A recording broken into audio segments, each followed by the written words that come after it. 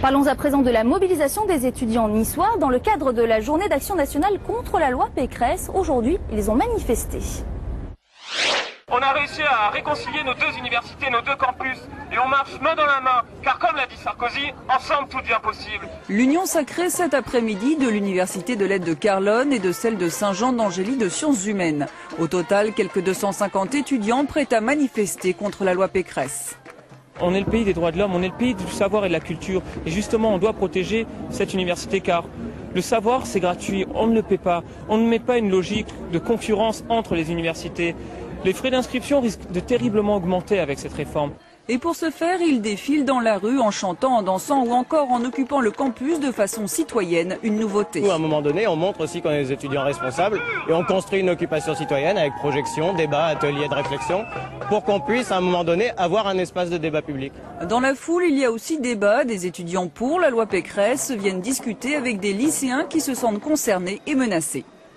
L'État, à l'heure actuelle, n'a plus assez d'argent pour financer les universités, tout le matériel dont on a besoin. Donc ça peut être une bonne chose. J'ai pas envie de me retrouver dans un cas d'université totalement délabré, sans aucun budget, sans aucune ressource. Donc je préfère militer avant qu'il soit trop tard. Si comme Claire, certains manifestent en prévention, d'autres brillent par leur manque de présence. Beaucoup de mes collègues, je les vois pas. Et donc j'aimerais savoir un peu ce qu'ils pensent et pourquoi est-ce qu'ils sont un peu absents. Nous pensons qu'il est nécessaire qu'il y ait une réforme au sein de l'université, mais absolument pas celle qui a été définie par en haut. Le cortège s'est rendu jusqu'au campus de Saint-Jean d'Angély. À cette heure, ils sont encore une petite centaine à débattre au sein de l'université. Social toujours, mais cette fois avec la grogne des employés du centre Antoine-la-Cassagne. Aujourd'hui, une partie était en grève pour dénoncer la diminution de leur pouvoir d'achat. 10%, un seul chiffre, une seule revendication, 10% d'augmentation de salaire. Le personnel de la Cassagne était dans la rue aujourd'hui pour défendre son pouvoir d'achat. Selon les syndicats, une infirmière débute à 1 500 € net par mois, un brancardier à 1 000 €. De petits salaires largement insuffisants pour vivre convenablement. Nous habitons une région où tout est onéreux et on n'arrive pas à s'en sortir. Donc au bout d'un moment, on sera obligé de quitter l'établissement pour être rémunéré mieux ailleurs.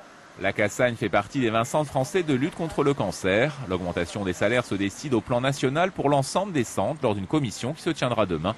Localement, la direction ne semble pas hostile à défendre les revendications de ses salariés. Nous allons être favorables à une augmentation normale des rémunérations. Nous sommes surtout très sensibles à certaines catégories de personnel, et notamment à nos jeunes employés. La poursuite de la grève dépendra des décisions qui seront prises. Les soins ont été assurés normalement toute la journée.